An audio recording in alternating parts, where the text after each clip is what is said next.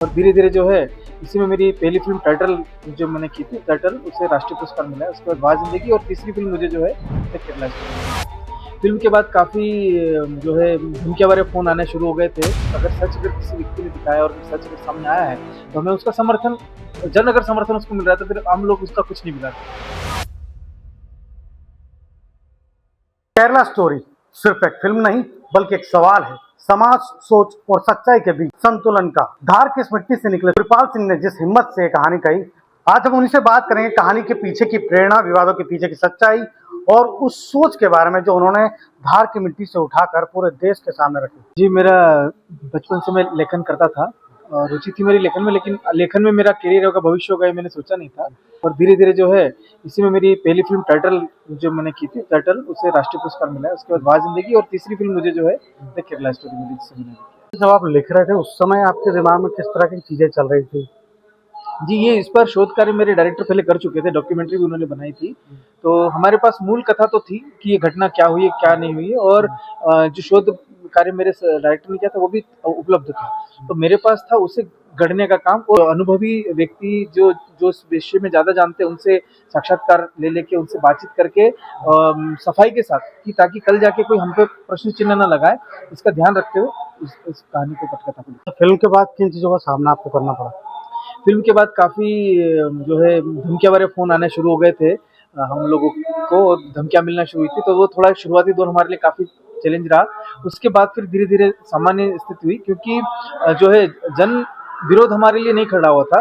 जो विरोध हुआ था राजनीतिक विरोध हुआ था। तो जो आम जनमानस है उससे कोई फर्क नहीं पड़ा था, उसके लिए तो वो सच था कि जो है दिख रहा है वो सच है।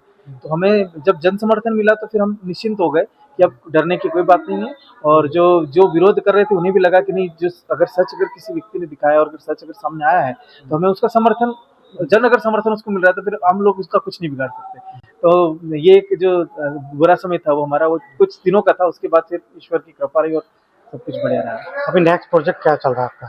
अभी चल रहा है कुछ महापुरुषों पे हमारी काम चल रहा है, वो शोध वर्क हमारा चालू है, उस पर कुछ फिल्म आएगी।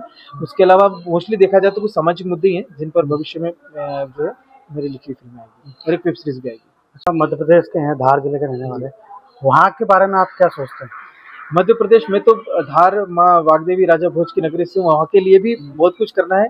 निमाड़ अंचल है, आदिवासी अंचल है पूरा पीछे, और वहाँ पर भी मतांतरण वाली चीज़ें बहुत सारी हो रही है। तो विषय तो मेरे आसपास भी बहुत सारे हैं जिन पर काफ़ी काम करना है। मतलब ऐतिहासिक मुद्दे भी हैं जिन पर काम करना है, सामाजिक मुद्दे भी जिन पर काम करना है। लेकिन क्या है कि समय अनुकूल, बस प्रतीक्षा कर रहे हैं कि जब अनुकूल समय आएगा तो उसके लिए जो है विषय वस्तु तैयार है, करके बाहर निकालने में बहुत कम समय लग गया। तो आप कालिदास के आंगन में कालिदास के बारे में क्या कहेंगे? जी, अरे वो तो मतलब जितने लेखन कार्य करते हैं, बोले हम चाहे फिल्म वाले हों, फिल्म भी तो कहानी ही होती है ना। तो जो जिन्होंने आद्य साहित्य लिखा है, ये मेरा सौभाग्य कि मैं इस धरती पे हूँ और आज उस अकादमी में हूँ जो उनके नाम से है, जहाँ से वो और न जाने कितने कालिदासों को गढ़ रही है। मालवा की माटी और उज्जैन जैसी जगह से हमें को कालिदास मिला है। लोग उल्टा कहते हैं कि कालिदास को शेक्सपियर से कंपेयर करते हैं, लेकिन उल्टा है, को किसी से कंपेयर नहीं किया जाएगा। दुनिया के जितने साहित्यकार है उनको इनसे कंपेयर करना चाहिए। जो इन्होंने रचना दी है, जो इन्होंने समाज को दिया है, जो इन्होंने व्याकरण दिया है, वो भविष्य के लिए बहुत हमेशा से वो एक प्रेरणा रहा है।